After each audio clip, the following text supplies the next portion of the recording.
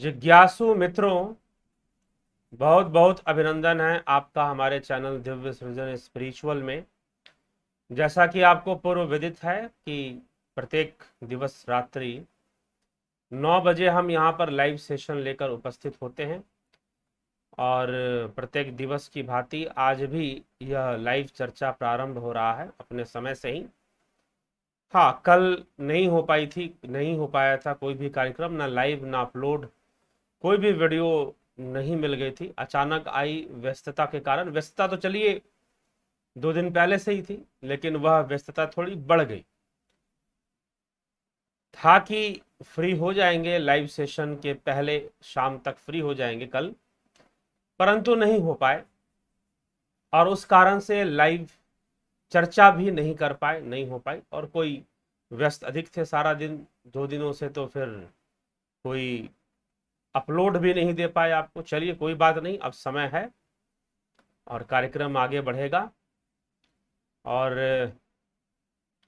अपना ख्याल रखें क्योंकि कोरोना भी बहुत तेजी से फैल रहा है।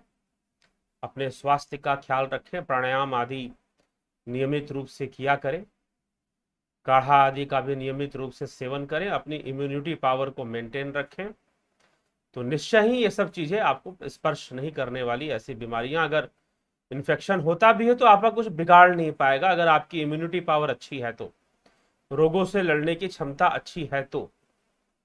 हाँ, बस यही है कि किसी को इन्फेक्शन होने से उसे क्वारंटाइन होना ही पड़ता है, जिससे कि लोग थोड़े परेशान होते हैं। तो चलिए मित्रों, विषय हमारा जो है उस पर हम चर्चा करते हैं। और विषय क्या है? 16 कलाओं वाला पुरुष कौन है? अब ये 16 कलाओं वाले पुरुष की चर्चा उपनिषदों में प्राप्त होती है और उपनिषद इस विषय में क्या कहते हैं हम आज उस पर चर्चा करेंगे। तो प्रश्नोपनिषद का यह आखिरी विषय है एक तरह से, छठा प्रश्न, जो कि भारद्वाज पुत्र सुकेशा के द्वारा पूछा गया महर्षि पिपलाद से। तो उनका प्रश्न क्या है 16 कलाओं के विषय में और उसका उत्तर क्या है, उस पर हम चर्चा करेंगे।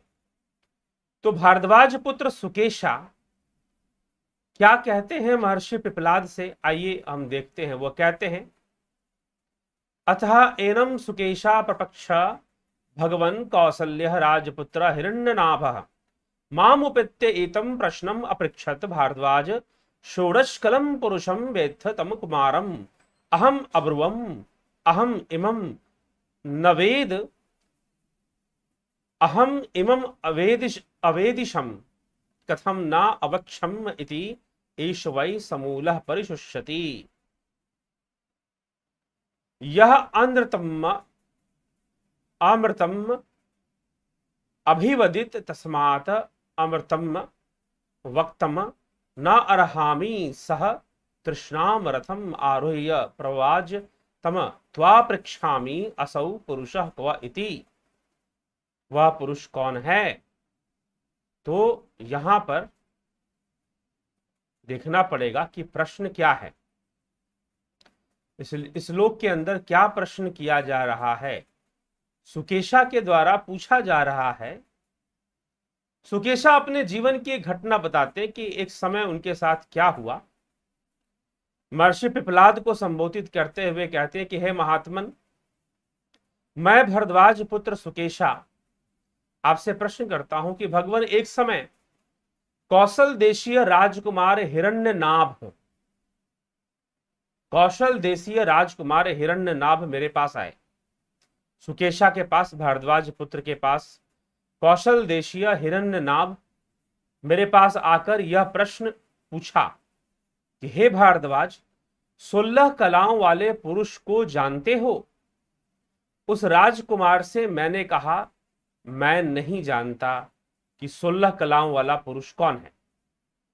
यदि मैं इसे जानता होता तो तुम्हें जरूर बताता, तुम्हें मूल के सहित सर्वथा, तुम्हें यदि मैं जानता होता तो क्यों नहीं बताता। वह मनुष्य अवश्य मूल के सहित सर्वथा सूख जाता है जो बोलता है, उस विषय को जो वो नहीं जानता।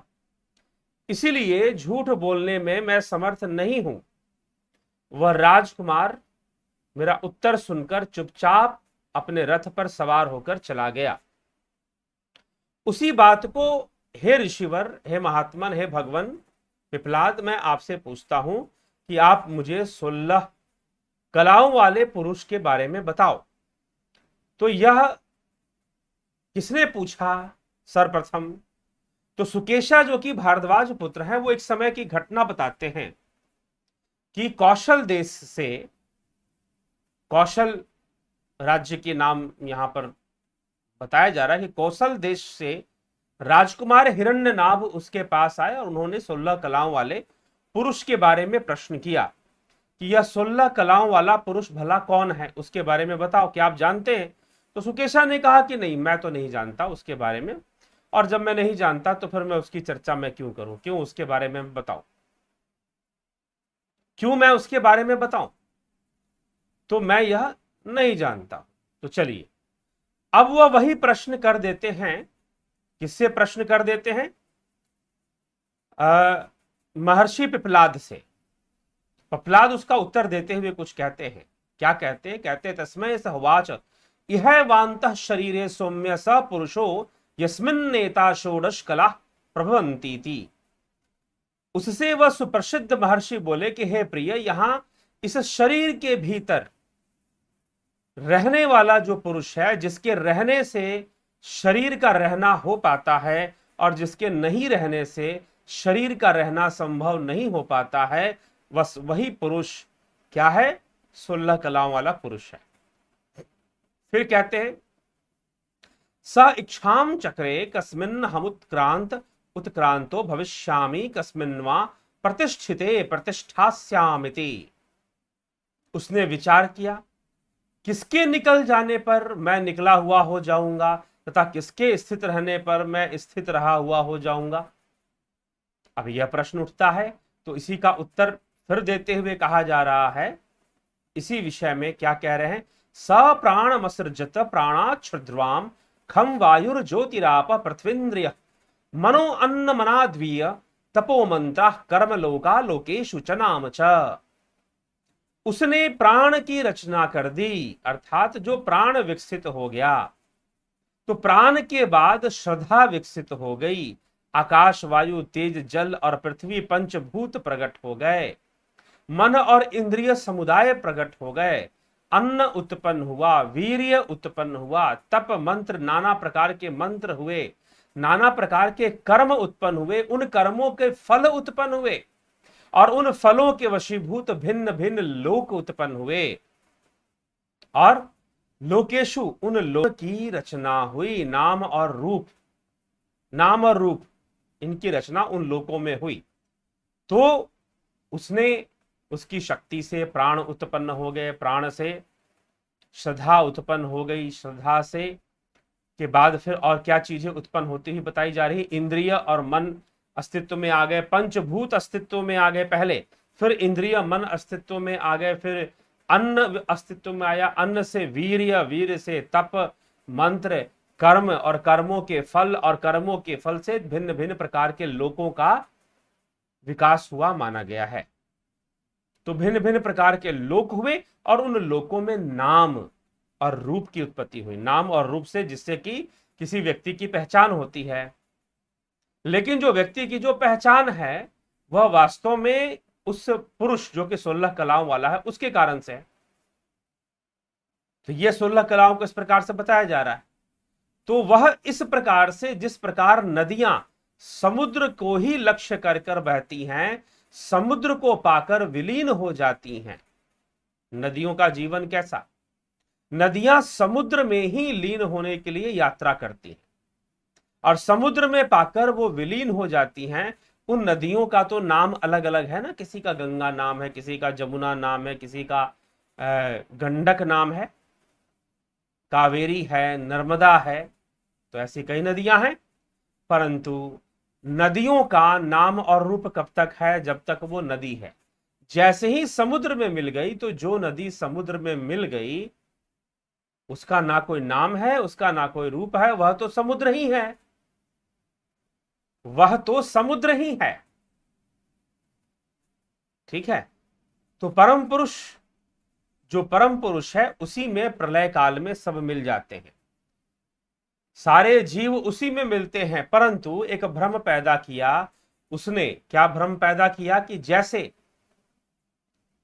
जैसे नदी का अस्तित्व नाम रूप से है, वैसे मनुष्य भी नाम रूप में है, उसकी पहचान नाम रूप से है, नदी की भी पहचान नाम रूप से है। तो जब लय हो जाएगा, ना तो कोई नाम रहेगा ना कोई रूप रहेगा। और उससे पूर्व क्या हुआ कि जो जीव है, जो प्राण है, जो प्राण शरीर है, जो जीव है, वह क्या है, उसके रहने से इस शरीर का रहना होता है, ऐसा दिखाई देता है। यद्यपि वह जो आत्मा है, वह जो परम पुरुष है, वह तो सर्वव्यापी ही है, परंतु उसने कुछ ऐसी सृष्टि की, उसने कुछ ऐसी रचना की जिससे कि इस शरीर में रहने से यह शरीर भी रहता हुआ जान पड़ता है, और उसके निकल जाने से यह देह भी, यह स्थूल देह हाड़ मांस का जो शरीर है, वह भी नहीं रह सकता। तो उसने कुछ ऐसा, यहां पर लिखा जा रहा है कि उस परमात्मा ने कुछ ऐसा सोचा कि भाई कुछ ऐसा ऐसी चीज होनी चाहिए, यद्यपि तो वो सर्वव्यापी, लेकिन फिर भी कुछ ऐसा होना चाहिए कि जिसके रहने से मेरे रहना माना जाए और जिसके ना रहने से मेरा रहना ना माना जाए। ऐसी बात यहां पर कही जा रही। तो आप सोचो यह क्या है? तो किसके रहने से रहना माना जाएगा और किसके नहीं रहने से रहना नहीं माना जाएगा? तो वह जो है वह प्राण है, वह प्राण है। फिर वह प्राण ही अपने ही कलाओं से अनेक सृष्टि कर देता है, जिससे कि पंचभूत भी अस्तित्व में आते हैं, अन्न भी, वीर्य भी, तप भी, मंत्र भी, मन भी, इंद्रियां भी अस्तित्व में आ जाती हैं। तो वह प्राण है। तो प्राणों से ये सारी सृष्टि होती है। तो यहां पर उस 16 कलाओं वाले पुरुष को प्राण भी कहा जा रहा है और जीव भी कहा जा रहा है। वो 16 कलाओं से संपन्न होकर जीव बन जाता है। उस जीवात्मा के निकल जाने से ये शरीर के अंदर हम कहते हैं कि भाई अब तो शक्ति गई, अब इसमें परमात्मा नहीं। यद्यपि वो सर्वव्यापी है, लेकिन यहां पर फिर भी यह भ्रम होता है कि जीवात्मा शरीर से निकल गई, मतलब अब यह मृत शरीर है और मृत शरीर में तो परमात्मा नहीं हो सकता। यह भ्रम का विषय है। लेकिन उसी ने ऐसी सृष्टि कर दी कि ऐसा प्रतीत होता है, परंतु ऐसा कुछ होता नहीं है। उसने ऐसी सृष्टि की है कि ऐसा उसे प्रतीत होता है। यही उसकी माया जाल है, यही उसका विवर्त है, मैनिफेस्टेशन है कि वो इस प्रकार से सृष्टि करता है, इस प्रकार की परिस्थिति पैदा करता है कि जीवात्मा के नहीं रहने से लगता है कि अब कुछ है ही नहीं, और जीवात्मा के रहने से लगता है कि जीव है, नहीं तो निर्जीव है। जी हाँ, बिल्कुल सही शब्द है, जीव और निर्जीव। निरात्मा नहीं कहते, आत्मा निर्मात्मा नहीं, जीव निर्जीव, बस। जीव है तो जीव है, और जीव निकल गया तो निर्जीव है। आत्मा तो सर्वव्यापी ही है। आगे इसी चीज को समझाते हुए कहते हैं कि यह जो जीव है उसकी यात्रा कैसी है? नदी के समान है। जैसे कि नदी उस सागर से मिलने के लिए चलता है, तो उस जीव का इस रूप से वह रूप और नाम को धारण कर लेता है। जीव क्या करता है? रूप और नाम को धारण कर लेता है। तो रूप और नाम को उसने धारण करके रखा है, लेकिन उसकी यात्रा है समुद्र, ब्रह्म समुद्र में, ब्रह्म सागर में लीन होना। और जब तक वो ब्रह्म सागर में लीन नहीं रहता, तब तक उसका ये नाम रूप रहता है, उसका जन्म मरण का चक्कर रहता है, उसका जीवन रहता है। जीवन भी नष्ट नहीं होता, ये ध्यान रखिएगा। बस शरीर ही नष्ट होता है। जीव है तो जीवन है। शरीर त्यागने के बाद भी जीवन है, अगर जीव है तो। और जीव जाएगा कैसे? तो जीव का तो मोक्ष होगा ना, जीव की मृत्यु नहीं होती। जीव की मृत्यु नहीं होती, जीव का तो सर्वदा मोक्ष होगा। और वह मोक्ष कैसे होगा जीव का? योग से होगा। जिस प्रकार से एक नदी का उदाहरण यहां पर श्लोक में लिया गया है कि जैसे नदी जब समुद्र में मिल जाती है तो उसका नाम और रूप नहीं रह जाता, नाम और रूप धारण करके वो नहीं रहती है। तो नदी का उदाहरण यहां पर लेकर बताया जा रहा है। ठीक, तो समुद्र की ओर लक्ष्य करके बहती हुई नदी जब समुद्र को प्राप्त हो जाती है, विलीन हो जाती है, तो उनके नाम और रूप नष्ट हो जाते हैं। समुद्र इस एक नाम से पुकारा जाता है। सब कुछ समुद्र है फिर तो, चाहे जितनी भी नदी, यमुना मिल जाए, गंगा मिल जाए, गंडक मिल, जितनी भी नदियां हैं, समुद्र में मिलने के बाद वो समुद्र है, वो नदी नहीं है फिर। इसी प्रकार से सब ओर से पूर्णतया देखने वाले इस परमेश्वर की ये 16 कलाएं, जिनका परम धाम और परम गति पुरुष है, परम पुरुष परमात्मा को प्राप्त करके विलीन हो जाते हैं। क्या हो जाते हैं? विलीन हो जाते हैं। अस्तम गच्छन्ति, विलीन हो जाते हैं, नाम और रूप नष्ट हो जाते हैं। पुरुष इस एक नाम से ही पुकारा जाता है। यह कला रहित, अब इसमें कोई 16 कलाएं नहीं है। 16 कलाएं तो वह जीव का है। जो परम पुरुष है उसमें कोई कला नहीं है, वो तो कलातीत है। वह तो कलातीत है, शब्दातीत है, अक्षरातीत है, ठीक है। तो वह कला रहित है, इसलिए यहां पर अकलह लिखा गया है। प्रोच्यते सह एषः अकलह अमृत, वह अमृत है, अमर परमात्मा, उसके विषय में ऐसा यह श्लोक कहता है। तो महर्षि पिप्पलाद ने बताया कि उस परम पुरुष की कलाएं नहीं होती, कलाएं तो इस प्राण की होती हैं, जीव की कलाएं होती हैं। 16 कलाएं उस जीव की हैं, ना कि परमात्मा की, ठीक है। आगे कहते हैं, अरा इव रथ नाभौ, अरा इव रथ नाभौ कला यस्मिन् प्रतिष्ठिता तम वेदहं पुरुषम वेद यथा मा वो मृत्यु परिव्यथा इति। रथ चक्र की नाभि के आधार पर जिस प्रकार अरे स्थित होते हैं, जिसमें सर्वथा स्थिति है, उस जानने योग्य परम पुरुष परमेश्वर को जानना चाहिए। तुम लोगों को मृत्यु दुख ना दे सके, मृत्यु कभी दुख ना दे सके। तो कहने का तात्पर्य यह है कि वह जो पुरुष जो कला रहित है, यहां पर प्रेरणा दी जा रही है कि जो परमात्मा, जो परम पुरुष जो कला रहित है, तुम कलाओं के बारे में पूछते हो, वह जो 16 कलाएं हैं वह तो प्राणों के हैं, वह तो जीवात्मा के ही 16 कलाएं, परंतु वह जो कला रहित है, जो कलातीत है, जिसमें कभी कोई कला नहीं है, क्योंकि वह निर्विकल्प है, निर्विचार है, वह ब्रह्म, वह महापुरुष, वह पुरुष, वह परम पुरुष, वह परमात्मा, उसको निश्चय ही जानना चाहिए, उसका निश्चय ही ज्ञान प्राप्त करना चाहिए, उसके लिए आगे बढ़ना चाहिए। तभी इस संसार सागर से मुक्ति है, काल चक्र से मुक्ति है, ऐसा कहा जा रहा है, ठीक। फिर आगे कहते हैं, तान्हो वाचय तावदेव मेतत् परम ब्रह्म वेद नाता परमस्थिति, परमस्थिति। उन प्रसिद्ध महर्षि ने उन सबसे कहा कि परम ब्रह्म को मैं इस प्रकार से जानता हूं, इससे अधिक मैं नहीं जानता। यही तो ब्रह्म ज्ञानी होने की पहचान है। उन्होंने बता दिया उस ब्रह्म पुरुष के बारे में, उस परम पुरुष के बारे में, उसकी कोई कलाएं नहीं हैं, कलाएं तो जीवात्मा की हैं, प्राणों की हैं। तो वास्तव में वो कलाएं उस परमात्मा की ही हैं, परंतु शुद्ध रूप में उसके पास कोई कला नहीं है, वो कलातीत है, ऐसा यहां पर समझाया जा रहा है। और वो जो कलातीत है, जो निर्विकल्प है, जो अद्वैत है, उसको जानने की प्रेरणा दी जा रही है कि उसको जानना चाहिए, उसको जानने से मुक्ति है। और रही बात कि जो 16 कलाओं वाला जो पुरुष है, क्या उसको नहीं जानना चाहिए? जब योग मार्ग पर चलोगे, जब उस परम पुरुष को जानने के मार्ग पर चलोगे, तो इसको भी जान जाओगे। जीव का ज्ञान भी तुम्हें संपूर्ण हो जाएगा कि जीव कौन है, और वो जान ही जाता है, योगी जान ही जाते हैं, तभी तो बतलाते हैं। तो महर्षि पिप्पलाद यही समझा रहे कि उसको जानना ज्यादा आवश्यक है।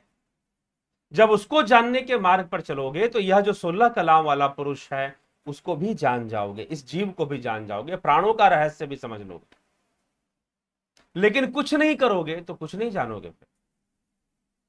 तो महर्षि पिप्पलाद ने अंत में कहा कि भाई मैं इतना जानता हूं, जो मैं तुम्हें बता रहा हूं उस ब्रह्म के विषय में मैं इतना ही जानता हूं। उन 6 ऋषियों ने पिप्पलाद की पूजा की। ते तम अर्चयंता त्वम ही नः पिता अस्माकं अविद्यां परम पारम तारयसि इति नमः परम ऋषिभ्यः, नमः परम ऋषिभ्यः।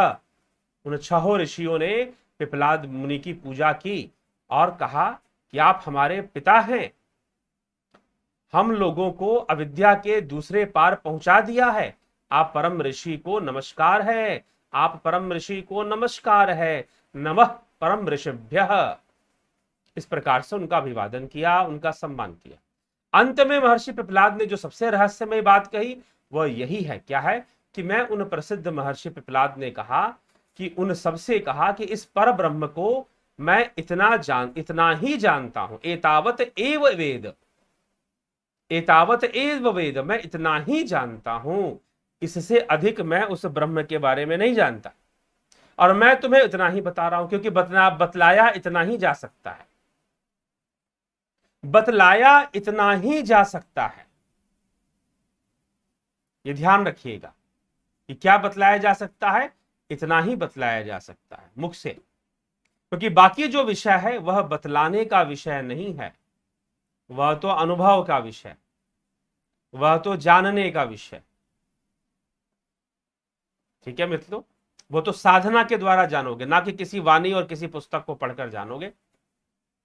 इसमें तो बस प्रेरणा दी जा रही। तो महर्षि पिपलाद ने कहा, और ब्रह्म ज्ञानी का गुण है कि जो ब्रह्म को जानने वाले लोग हैं वो इसी प्रकार से बोलते हैं। केनोपनिषद में भी हमने सुना कि किस प्रकार से कहा गया कि जो ये कहता है कि मैं ब्रह्म को जान गया, मैं ब्रह्म ज्ञानी हो गया, मैं पूर्ण ब्रह्म ज्ञानी हो गया हूं और मैं सब कुछ जानने वाला हूं, जो भी ये दावा करता है इसका मतलब वो कुछ नहीं जानता।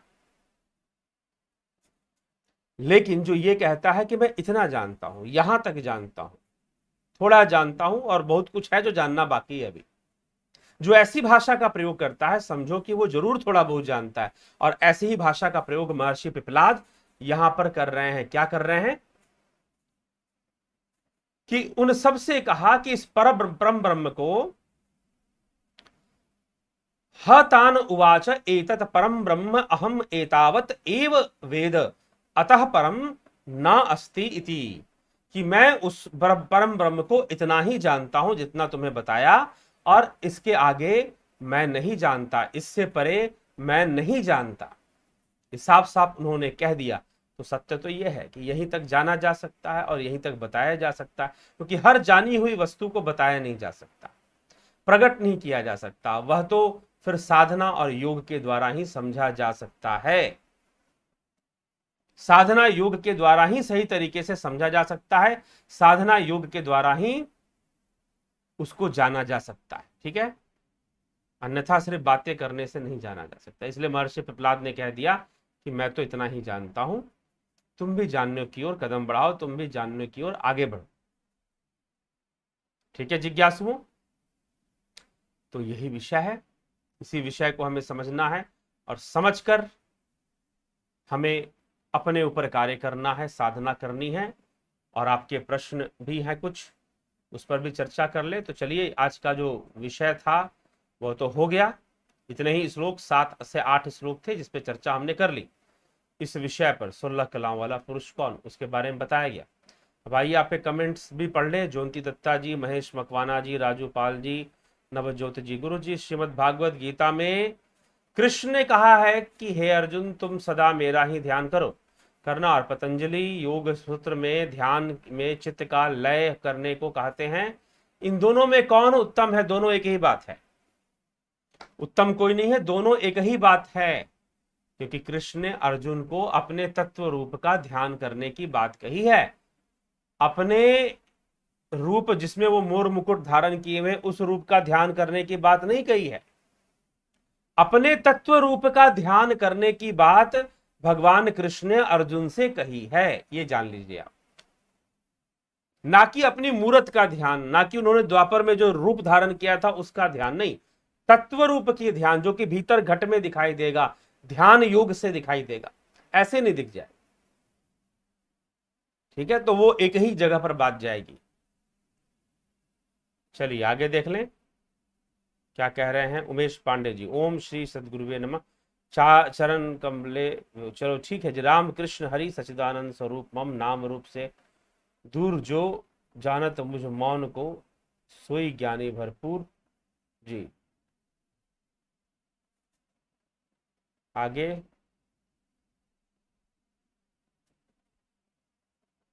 ठीक है, लक्ष्य एक है, परम माध्यम, मगर माध्यम जी नहीं, माध्यम भी एक ही है, एक ही मार्ग है जिससे सबको गुजरना है। अलग अलग मार्ग बिल्कुल नहीं है, ऐसा भ्रम मत पालिएगा कि अलग अलग रास्ते हैं, जी नहीं, एक ही रास्ता है।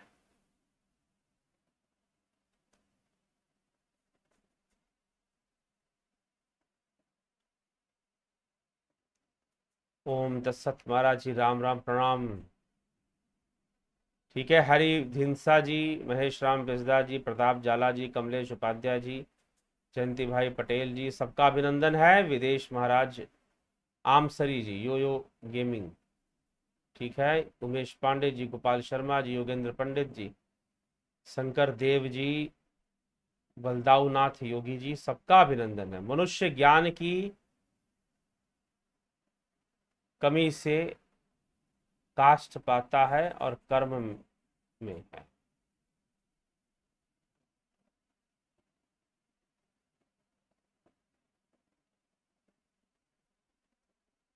ठीक,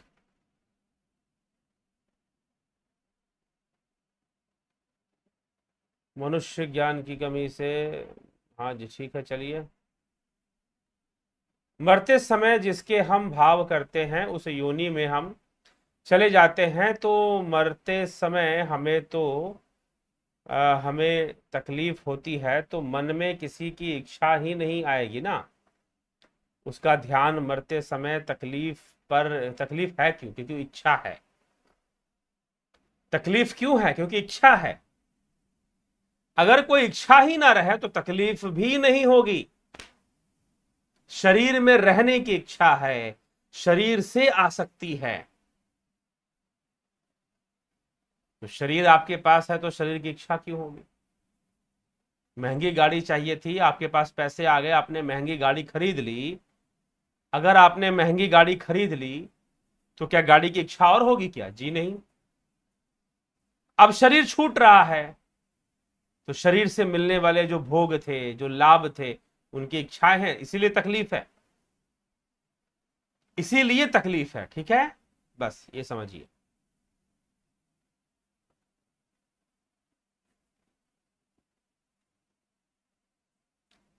गुरुजी, सृष्टि के रचना करने के पूर्व जो योजना बनाई गई होगी या बनी होगी, उस योजना को साकार करने वाला परमात्मा है, चेतना है या सृष्टि है? वह तो अनादि है। सृष्टि, प्रकृति और पुरुष दोनों ही अनादि हैं, ब्रह्म भी अनादि हैं। तो योजना कब बनी? यह तो मात्र व्याख्याकार टीका कर देते हैं कि उस परमात्मा ने ऐसा सोचा, वैसा सोचा। जब वो निर्विकल्प है तो सोचेगा कैसे? जब वो निर्विकल्प है तो सोचेगा ही नहीं ना। या तो हम, क्योंकि हमारा हमारा प्रारंभ है, हमारा अंत है, हमारा आदि है, हमारे शरीर का आदि है, हमारे शरीर का अंत है, इसीलिए हम आदि अंत में ही हर चीज मानकर चलते हैं। ये हमारी दुविधा है। लेकिन परमात्मा तो निर्विकल्प है, तो उसने कोई योजना नहीं बनाई, सब कुछ स्वाभाविक रूप से ही चलते जा रहा है। सब स्वाभाविक रूप से ही चलते जा रहा है सदियों से। ये सृष्टि कभी खत्म नहीं होने वाली, अनंत है, अनादि है। इसलिए पूर्ण प्रलय नहीं होता। प्रत्येक क्षण सृष्टि हो रही है और प्रत्येक क्षण ही प्रलय हो रहा है, बस यही है सत्य। इसलिए मीमांसा शास्त्र ने कभी नहीं माना कि कभी कोई पूर्ण प्रलय था और कभी कोई पूर्ण सृष्टि हुई। नहीं, सृष्टि और प्रलय निरंतर ही चल रहा है, निरंतर ही सृष्टि हो रही है, निरंतर ही प्रलय हो रहा है, हमेशा ही चल रहा है ये सब, ठीक है। तो कोई ऐसा कोई प्रारंभ नहीं, तो उसका अंत होने का भी कोई प्रश्न नहीं बनता है, कोई योजना नहीं बनाई। मरते समय अगर हम इंद्रा का ध्यान करेंगे तो क्या हमें इंद्र बनेंगे? जी नहीं, इंद्र का ध्यान करने से इंद्र नहीं बन जाएंगे। आपके अंदर वासना कौन सी है? आपके अंदर वासना कौन सी है? जो ऐसी वासना है उसी ओर जाओगे। जब कोई छूटता है ना, तब पता चलता है कि हमें चाहिए क्या। जब कोई चीज मिली होती है तो उतना नहीं समझ में आता, जब वो छूटती है तो पता चलती है कि भाई साहब ये तो छूट रही है, बड़ा दिक्कत हो जाएगा। तो शरीर छूट रहा है, जब छूटोगे तो जिसकी वासना होगी उस वासना की ओर जाओगे। इंद्र का ध्यान करने से इंद्र तुमको थोड़ी ना बन जाओगे। जो पहले से साइकोलॉजी बनी हुई है, जो इतने सालों से हाय धन, जो व्यक्ति जीवन में हाय पैसा करता रहे, अगर सोचे कि अंत समय में भगवान याद आ जाए तो इतना आसान नहीं है। तो सारी जिंदगी पैसा पैसा किया है तो पैसा ही ध्यान आएगा, ठीक है। तो ये समझिए उसी भाव को, इसलिए भाव की बात की गई है कि वैसा ही हम इंद्र बनने की इच्छा करेंगे तो हम अचानक से इंद्र बनने की इच्छा नहीं हो पाएगी ना, क्योंकि वासनाएं कुछ और हैं। जैसी वासनाएं होंगी वैसी इच्छा होगी, ठीक है। जैसी वासनाएं होंगी वैसी ही इच्छा मन में प्रकट होगी। यह बात समझने की जरूरत है।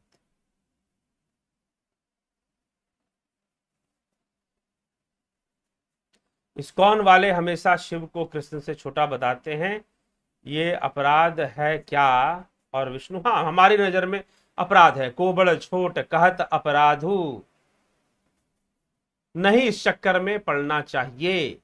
तत्व रूप में वह एक ही है, चाहे आप शिव कहो चाहे कृष्ण कहो, तत्व रूप में वह एक ही है, अलग नहीं है।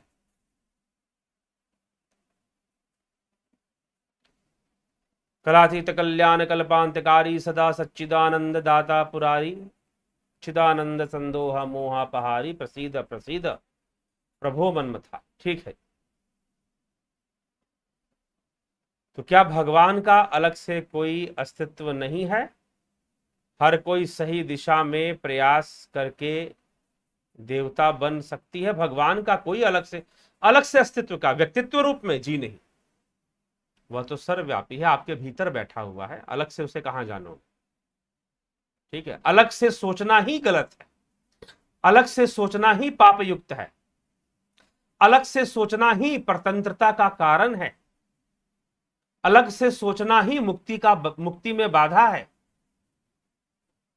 स्वयं के भीतर स्वरूप में उसे जानना ही मोक्ष का साधन है। स्वरूप में उसको प्राप्त करना ही मोक्ष का साधन। तो स्वरूप की उपलब्धि होनी जरूरी है, और वास्तव में उपलब्धि भी नहीं है, वह तो स्वरूप का ज्ञान है।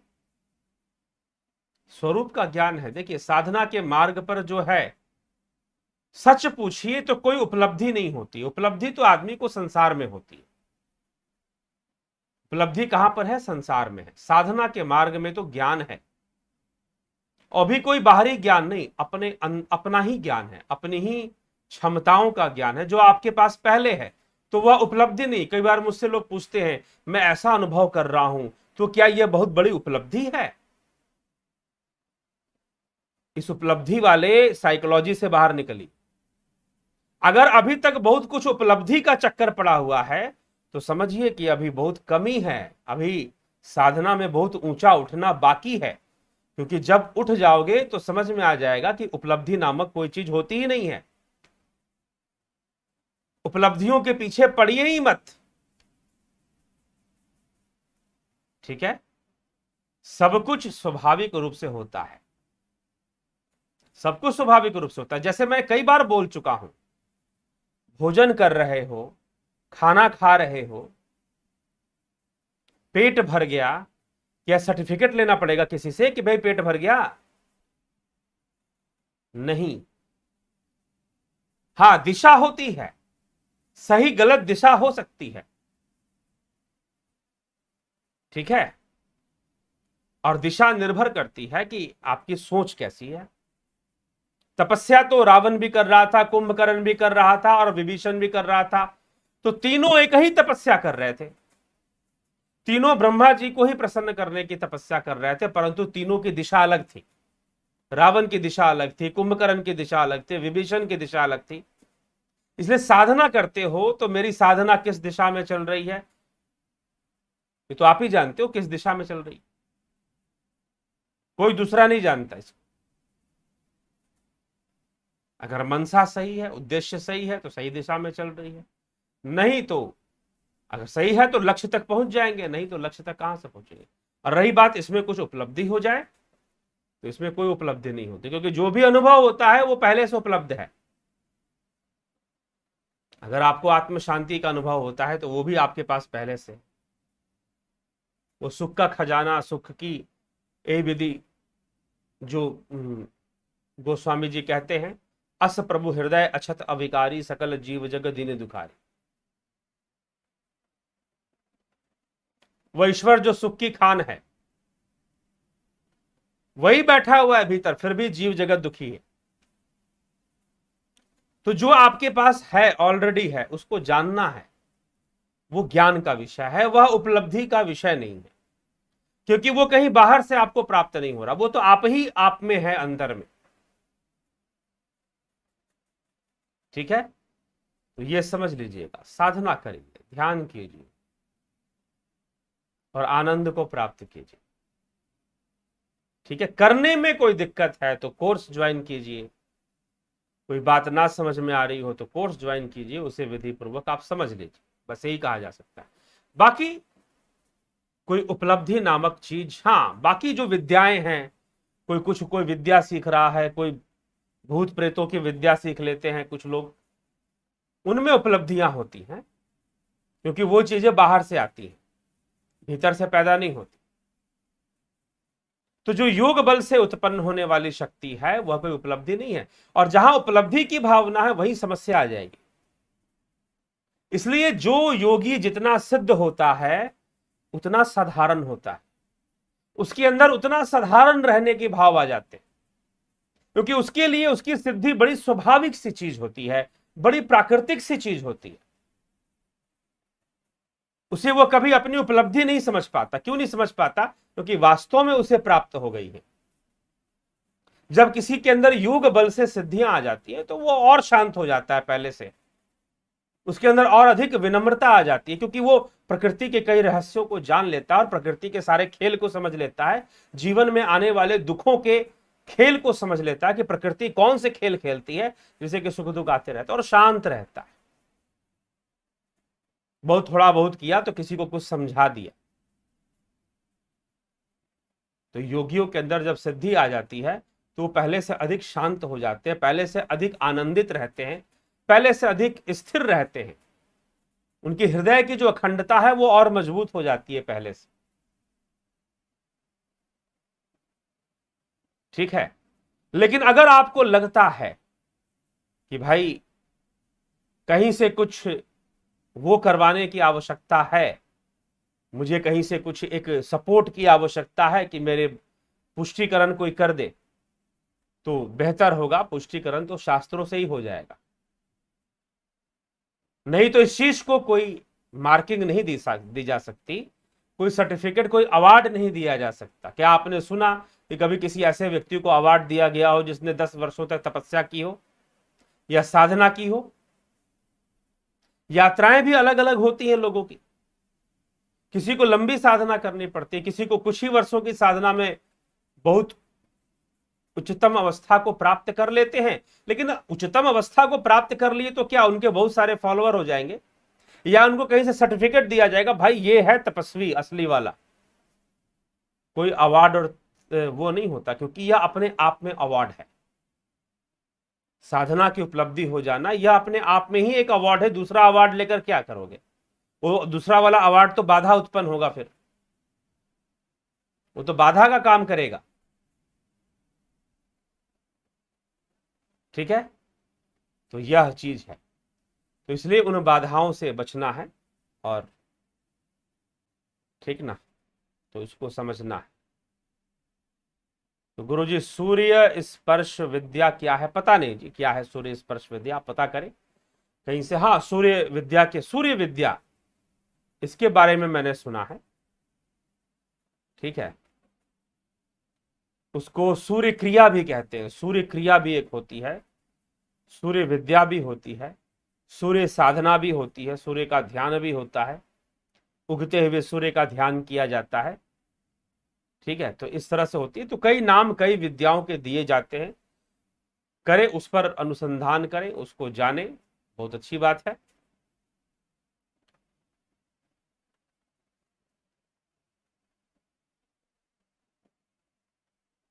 ठीक है जिज्ञासुओं, तो इसी के साथ टेक टेक आदानियन जी, गुरु स्वरूप पुण्यात्मा, आपके नमन है। ठीक है जी, आपको भी बहुत नमन है। आप स्वयं आत्मा रूप हैं, आपके अंदर बैठे हुए उस ईश्वरीय सत्ता को भी नमन है। और चलते हैं फिर इसी के साथ, कल से फिर चलेगा यह परंपरा जो हमारी चल रही है, श्रृंखला चलती है लाइव चर्चा की, वो चलती रहेगी। कई विषयों को लाया जाएगा, जितना संभव है उतना बताया जाएगा। बहुत कुछ है, ज्ञान का सागर तो इतना है कि समाना मुश्किल होता है। और कई बार आदमी जानता बहुत कुछ है लेकिन सब कुछ बता पाता है, ऐसा हो नहीं पाता। कि सबके साथ होता है, क्योंकि सब कुछ बताया नहीं जा सकता, क्योंकि सब कुछ बताने मात्र से प्रकट नहीं हो सकता है।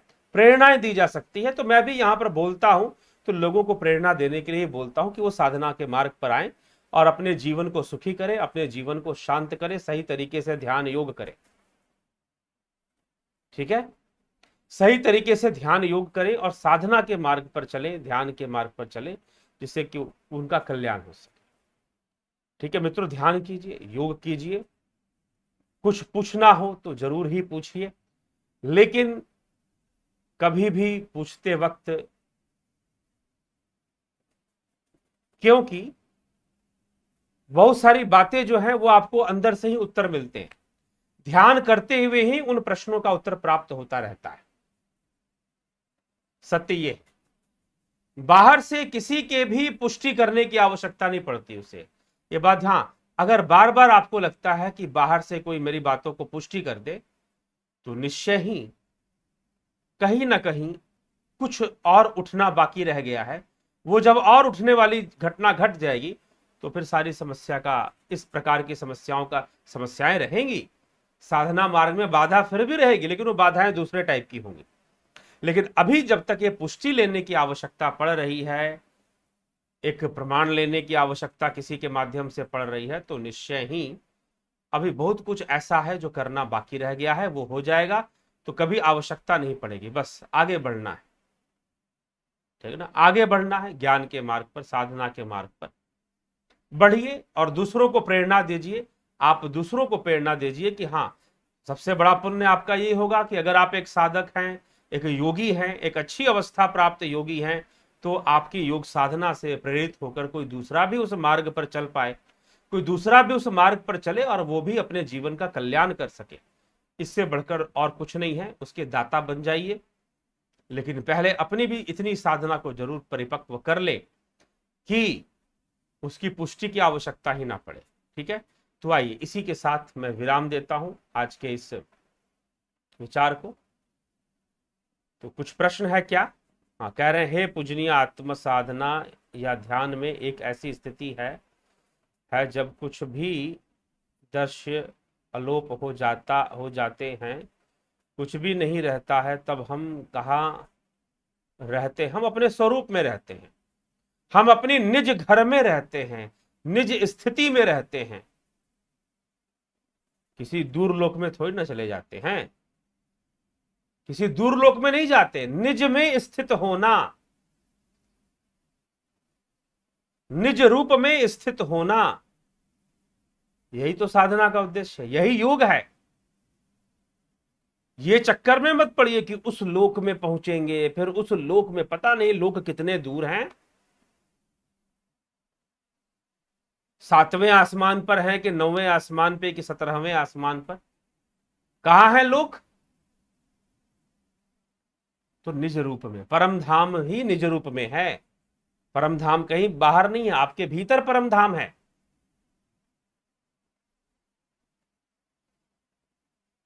ठीक है, तो परम धाम की प्राप्ति निज रूप से होगी, स्वयं से होगी।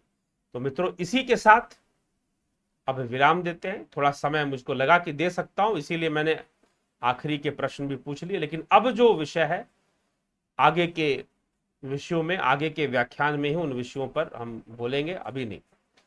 तो विराम देते हैं। बहुत बहुत आभार आप सभी का, जुड़े रहें, बने रहें, चलते रहें साथ में।